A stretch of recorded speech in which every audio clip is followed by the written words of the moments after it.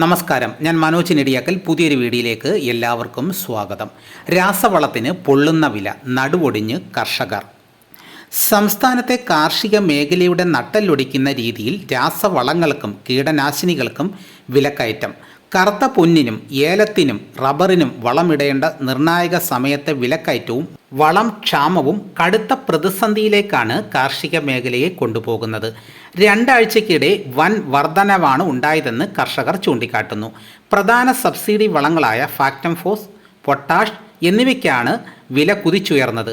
കാലവർഷത്തിന് മുന്നോടിയായി റബ്ബറിനും കുരുമുളകിനും കുമിൾനാശിനിയായി ഉപയോഗിക്കുന്ന തുരിശിൻ്റെ വില ഇരട്ടിയായി.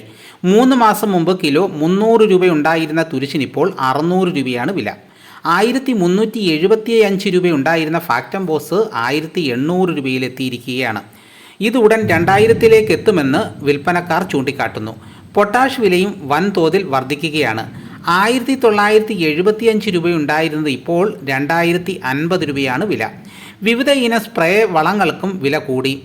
ഇടുക്കിയിലെ പ്രധാന കൃഷികളിലൊന്നായ ഏലത്തിന് വളമിടാൻ മികച്ച സമയമാണിപ്പോൾ. ഈ സമയത്ത് വളത്തിന് വില കൂടിയതും ലഭ്യത കുറഞ്ഞതും കർഷകർക്ക് തിരിച്ചടിയായി. യുദ്ധ സാഹചര്യങ്ങളെ തുടർന്ന് അസംസ്കൃത വസ്തുക്കളുടെ ഇറക്കുമതിയിലുണ്ടായ കുറവാണ് വർധനയ്ക്ക് കാരണമെന്നാണ് വളം വ്യാപാരികൾ പറയുന്നത്. നിലവിലെ പ്രതിസന്ധി നീണ്ടുപോയാൽ വളം ലഭിക്കാത്ത സ്ഥിതിയുണ്ടാകുമെന്ന ആശങ്കയും നിലനിൽക്കുന്നു. വളം വില വർധനവ് കൊക്കോ, കാപ്പി, റബ്ബർ, കുരുമുളക്, തെങ്ങ്, നെല്ല്, പച്ചക്കറി തുടങ്ങി എല്ലാ കൃഷിയെയും ബാധിക്കും. അംഗീകൃത വളം ഡിപ്പോ നടത്തിപ്പുകാരും വില വർധനവിനെ തുടർന്ന് പ്രതിസന്ധിയിലാണ്. വളപ്രയോഗത്തിൻ്റെ സമയം തെറ്റിയാൽ ഉൽപ്പാദനത്തെ ബാധിക്കും. നെല്ല്, പച്ചക്കറി, നാണ്യവിളകൾ എന്നിവയുടെ ഉൽപ്പാദന ചെലവും ഗണ്യമായി വർദ്ധിച്ചു. അതേസമയം കർഷകരുടെ ഉൽപ്പന്നങ്ങൾക്ക് വിപണിയിൽ വേണ്ടത്ര വില ലഭിക്കുന്നുമില്ല. ഇത് ഉൽപ്പാദനത്തെയും ബാധിക്കും.